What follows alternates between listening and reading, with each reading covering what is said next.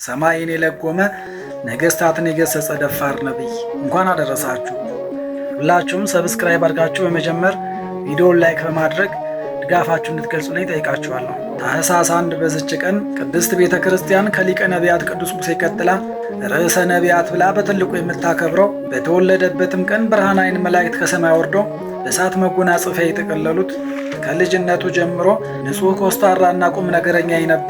የነበረበት ዘመን አስቸጋሪና ክፉ ቢሆንም የኦሪትን ሥርዓትና ሕግ ጠንቅቆ በንጽሕናና በአምልኮ የኖረ በወጣትነቱ እግዚአብሔር ለነቢይነት ጠርቶት በጸጋ የተቀበለ ያለ ምክንያትና ያለ ሥራ ከሰው ጋር መኖርና መቅረብ ስለማይወድ መኖሪያውን በዱርና በተራራ ያደረገ በድንግልናና በንጽሕና በትሕርምት በመኖር በብሉይ ኪዳን ዘመን ለምንኩስና መሠረትን የጣለ የሰውን ፊት አይቶ የማያዳላ ደፋር ነበርና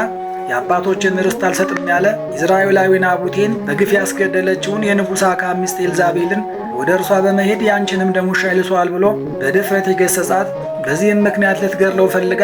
የእግዚአብሔር ጸጋ የከለከላት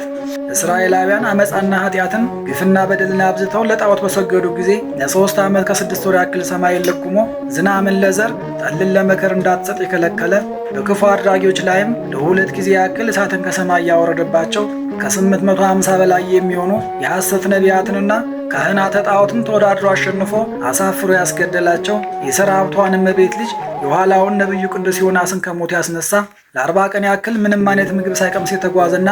ከዚያም በኋላ ምድራዊ ህብስትን ያልቀመሰ በመጨረሻም ወደ እግዚአብሔር እንዲወስደው በጸለየ ጊዜ ወደ ብሔረ ሕያዋን እንደሚገባ በሥርዓት የተነገረው የእሳት ሰረገላ ወርዶ በሚያሳርገው ጊዜ የተመለከተ ደቀ መዝሙር ቅዱስ ኤልሳዕ ቅዱስ መንፈሱን እጥፍ አድርጎ የላከለትና ወደ ብሔረ ሕያዋን የገባ በዳግም ምጽአትም መጥቶ ከቅዱስ ሄኖክ ጋር ሰማዕትነት የሚቀበል ስም አጠራሩ እጅግ ከፍ ያለና የከበረ የነቢያት ሁሉ ራሳቸው ታላቁ ነቢይ ቅዱስ ኤልያስ በዚች ቀን ዓመታዊ በዓሉ ይከበራል። ዳግመኛም በዚች ቀን በ5ኛው መቶ ክፍለ ዘመን በታናሿ እስያ ከመሳፍንት ወገን የተወለደ በሥርዓተ ቤተ ክርስቲያንና ሕግ በቤተ መንግሥት ውስጥ ያደገ ሀገረ ገዥ ሊያደርጉት እንደሆነ ሲሰማ ጠፍቶ በረሃ ገብቶ የመነኮሰ ከቅድስናው የተነሳ በተጋድሎ ካለበት በረሃ ውስጥ በግዴታ አውጥተው የሀገረ ጋዛ ጳጳስ አድርገው የሾሙት ከደግነቱ የተነሳ በሚቀድስበት ጊዜ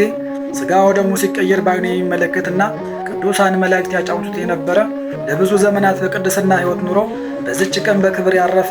ቅዱስ ጴጥሮስ ዘጋዛ ዓመታዊ በዓሉ ይታሰባል። ዳግመኛም በዚች ቀን አስቀድማ የወታደሩ ኦርዮ ሚስት የነበረች በኋላም የታላቁ የእስራኤል ንጉሥ የቅዱስ ዳዊት ሚስት የሆነችና ታላቁን ጥበበኛ ንጉሥ ቅዱስ ሰለሞንን የወለደች ለድንግል ማርያም ወላዲት አምላክ ቅድሚያት ለመሆን የበቃች ከደጋግ ሴቶች ውስጥ የምትቆጠር እናታችን ቅድስት ቤርሳቤህም በዚች ቀን ዓመታዊ በዓሏ ይከበራል። በንጉሡ በአክዓብ ቤት አጠገብ የነበረውን የወይን አትክልት ቦታ ንጉሡ ካልሰጠኝ ባለው ጊዜ የአባቶችን ርስት አልሰጥም ስላለ የንጉሡ አክዓብ ሚስት ክፉዋ ኤልዛቤል የሐሰት ምስክር አቁማ በግፍ ያስገደለችው ኢዝራኤላዊ ናቡቴም በዚች ቀን ዓመታዊ በዓሉ ይከበራል። ቅዱስ ዮሐንስ ሊቀ ጳጳሳትም ዓመታዊ በዓሉ ይታሰባል። ልደታ ለማርያም ድንግል ወላዲተ አምላክ፣ ቅዱሳን ኢያቄምና ሐና፣